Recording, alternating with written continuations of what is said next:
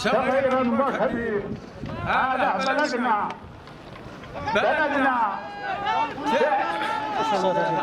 سوف ندافع عليها بدماءنا وأموالنا مهما كانت الصورة.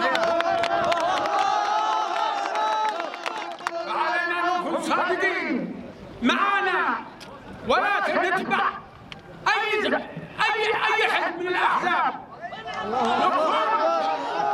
نكون أقوياء بأنفسنا ونحن سوف نقوى بعقيدتنا وإيماننا، لن نخضع لأي فئة تجي تدوس كرامتنا، سواء كان حوثي أو غير حوثي.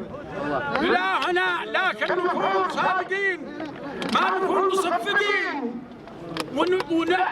ونحميها، وهذا الذي أقوله. السلام عليكم.